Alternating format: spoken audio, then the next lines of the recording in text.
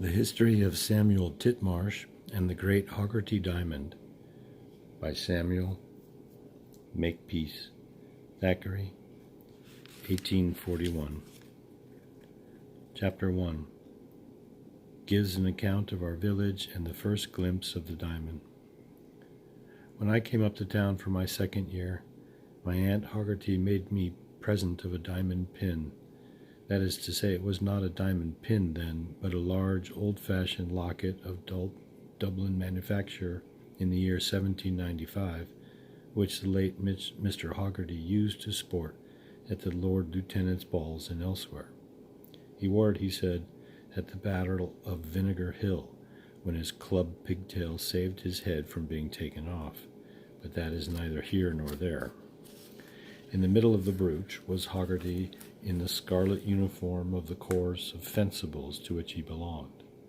Around it were 13 locks of hair, belonging to a baker's dozen of sisters, that the old gentleman had, and as all of these little ringlets partook of the family hue of brilliant auburn, Hoggarty's portrait seemed to be the fanciful view like a great fat red round of beef surrounded by 13 carrots.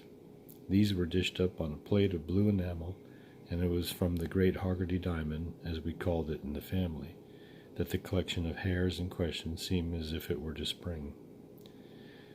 My aunt, I need to say, is rich, and I thought I might be her heir as well as another. During my month's holiday, she was particularly pleased with me, and made me drink tea with her often, though there was a certain person in the village with whom on those golden summer evenings I should have liked to have taken a stroll in the hayfields.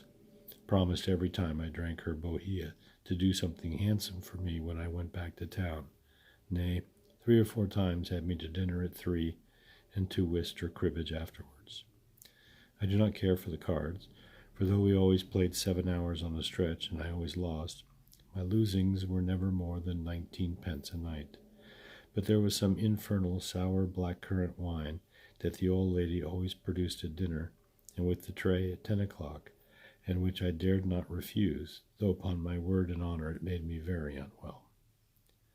Well, I thought after all this obsequiousness on my part and my aunt's repeated promises, that the old lady would at least make me a present of a score of guineas, of which she had a power in the drawer.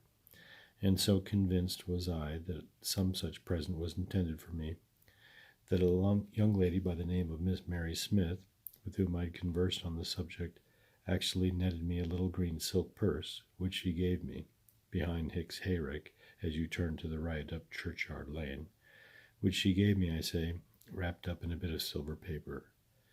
There was something in the purse, too, if the truth must be known. First there was a thick curl of the glossiest, blackest hair you ever saw in your life, and next there was 3 pence, that is to say, the half of a silver 6pence hanging by a little necklace of blue ribbon. But I knew where the other half of the 6pence was, and envied that happy bit of silver. The last day of my holiday I was obliged, of course, to devote to Mrs. Hoggarty.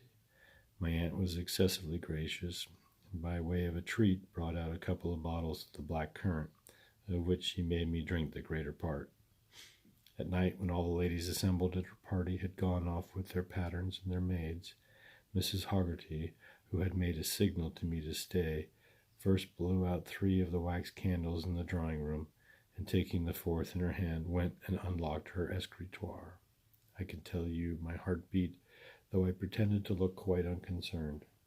"Sam, my dear," she said, as she was fumbling with her keys, "take another glass of Rosolio." That was the name by which she baptized the cursed beverage. "It will do you good." I took it, and you might have seen my hand tremble as the bottle went click, click against the glass.